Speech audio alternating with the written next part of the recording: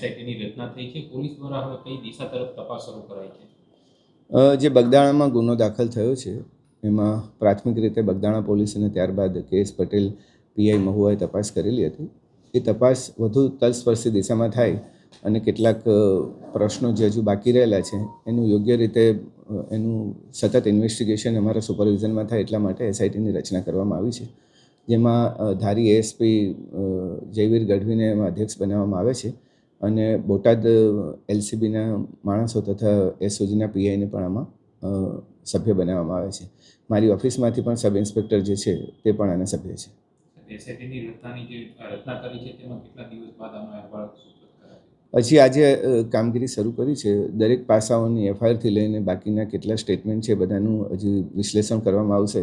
કેટલા પુરાવા પ્રાપ્ત થયા છે અને કયા પુરાવા હજુ લેવાના બાકી છે તેનું ટોટલ વિશ્લેષણ કરીને ચોક્કસપણે ઘટના કેવી રીતે ઘટી એનું બીજા સાંયોગિક પુરાવો શું છે તમામ એકત્રિત કરવા માટે અત્યારે ટીમ કાર્યરત છે.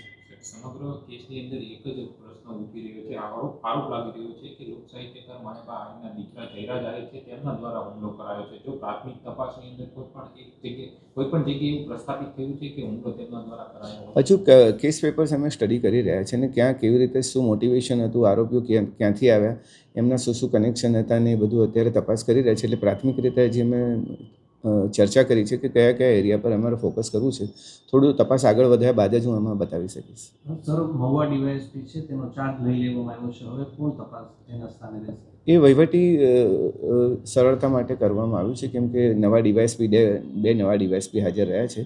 મહુવા ડીવાયએસપી જ્યારે અંશુલ જૈન હતા એએસપી, એમની ટ્રાન્સફર બાદ હમણાં બે ડીવાયએસપીનું પોસ્ટિંગ થયું છે, એટલે તળાજા ડીવાયએસપીને ચાર્જ આપવામાં આવ્યો છે. સર, સરકારમાંથી આજે એસઆઈટીને લઈને કોઈ અગત્યની સૂચના આપવામાં આવી? એસઆઈટીની રચના અત્યારે અહીંયાથી થઈ છે. આઈજી ઓફિસે અમે નક્કી કરેલું હતું કે આની તલસ્પર્શી તપાસ થવી જોઈએ અને મારા લેવલ પર અમે નક્કી કર્યું છે કે હવે તપાસ મારા સુપરવિઝનમાં થાય. સર, ફરિયાદી છે નવનીત બાલદિયા, તેનું કહેવું છે કે જે બગદાણાનું એક ગેસ્ટ હાઉસ આવેલું છે ત્યાં પણ આરોપી લાંબો સમય સુધી રોકાયા હતા, તેના સીસીટીવી ફૂટેજ છે તે પણ ડિલીટ થઈ ગયા છે, પોલીસ સહકાર નથી આપતી તેવું કહી. ના, હવે આવા પ્રશ્નો નહીં રહે. અમે તમામ તલસ્પર્શી બાબતોની તપાસ કરીશું.